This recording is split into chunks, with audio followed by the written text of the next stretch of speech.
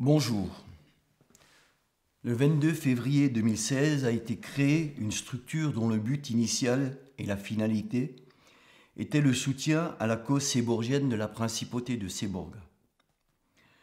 De toute bonne foi, et parce que j'espérais faire avancer plus rapidement les projets prévus à Séborga, notamment dans le domaine sportif et touristique, j'ai accepté l'aide de messieurs Nicolas Muth et Martial Muth. Toutes les décisions et les actions entreprises par l'organisation dirigée par messieurs Nicolas Muth, Martial Muth, Kovimatse Koku Dekon, communément appelé John Dekon, et Valérie Joubeau, entre autres, ont été prises sans que je ne sois préalablement consulté.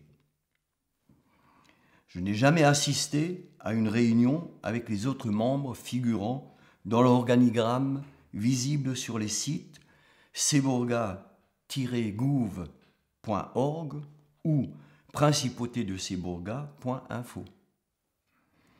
Jamais je n'étais associé à l'idée de la création de banques dont le siège de surcroît a été domicilié sur mon terrain personnel et familial, adresse qui a été et est toujours spoliée. Nous pouvons aussi constater que ces sociétés ont été domiciliées à l'adresse de ce terrain. Cette adresse est un terrain qui, en février 2016, était en friche, sans aucun numéro attribué.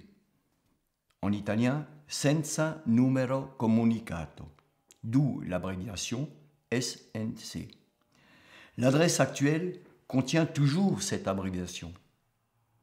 En plus, j'ai pu relever que des actions menées en Afrique, comme par exemple la création d'une agence séborgienne de développement, qui a son siège et est domiciliée à l'adresse de mon terrain, sans autorisation.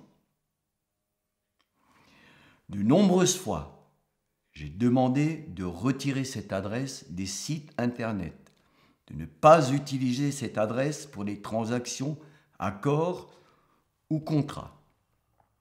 Je n'ai obtenu satisfaction et mes demandes sont restées sans suite. Toutes ces actions ont été menées alors que je me trouvais dans une situation de santé très fragile, que je subissais une intervention chirurgicale à très haut risque. Actuellement, je suis toujours en traitement lourd.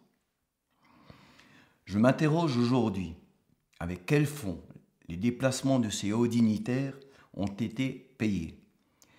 Il serait peut-être de bon ton que la justice s'interroge et s'intéresse aux missions de représentation entreprises.